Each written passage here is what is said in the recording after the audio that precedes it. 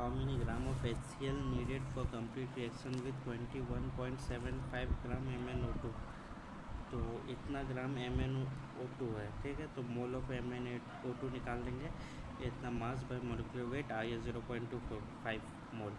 अब मेरे पास इक्वेशन है, उसको बैलेंस इक्वेशन, हमेशा बैलेंस इक्वेशन क्वेश्चन सॉल्व करना है। बैलेंस इक्वेशन बना दिए।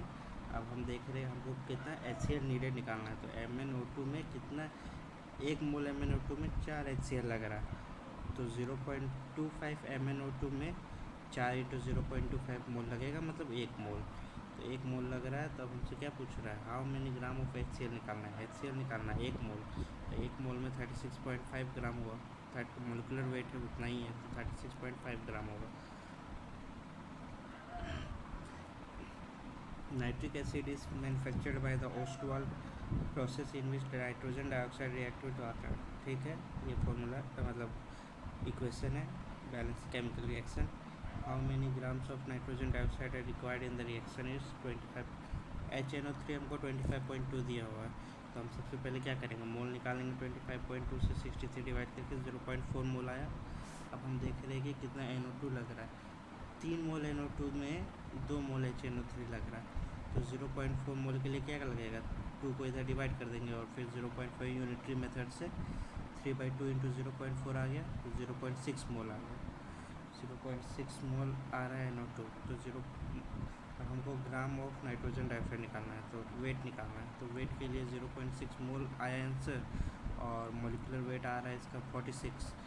तो 0.6 × 46 कर देंगे तो आ जाएगा वेट ऑफ NO2 डायरेक्ट। अब fluorine react with uranium two produce uranium hexafluoride UF6 as represented by the equation. If number of fluorine molecules are required 7.04 hexafluoride from an excess uranium, Y is equal to ये the molar mass is ये। तो हमको given UF6 कितना है, इतना milligram. अब हमको मोल निकालना direct, molecular weight of UF6 दिया हुआ है 352। इससे हम मोल निकाल लेंगे। मोल ये आ गया। अब हमको मोल्स ऑफ F2 निकालना है। तो मोल्स ऑफ F2 हो जाएगा क्या, 1 मोल UF6 से 3 मोल F2 लगता है। तो moles of F2 3 × moles of UF6 3 × आ जाएगा। फिर मॉलिक्यूल्स निकालना है, तो इसको मल्टीप्लाई कर देंगे Na से मल्टीप्लाई कर देंगे तो आ गया number of molecules of F2। Question number 14, what volume in liter at 627 degrees Celsius and 82.1 atm could be formed by decomposition of 16 gram of NH4NO3 reaction। ये है डिकम्पोजिशन रिएक्शन। अब हमको दिया हुआ है कि 16 ग्राम है, ये 16 ग्राम। तो फटाक से मोल निकाल लेंगे। 16/18 0.2 मोल आ गया।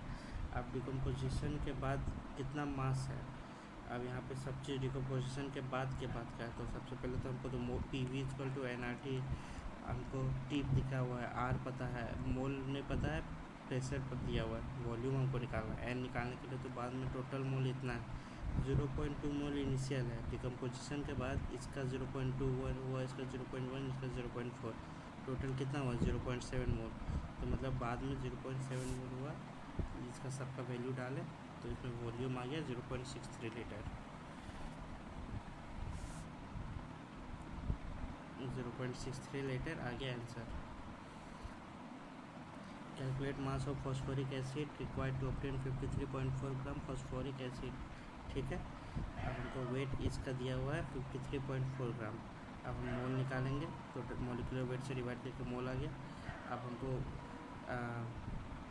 1 के बदले 2 लग रहा, तो 0.3 के बदले 2 × 0.3 लगेगा, मतलब 0.6 मोल। अब मास निकालना है, तो डायरेक्ट मोलिकुलर वेट, इसका मोलिकुलर वेट से डायरेक्ट मल्टीप्लाई कर देंगे तो आ गया मास। Easy question.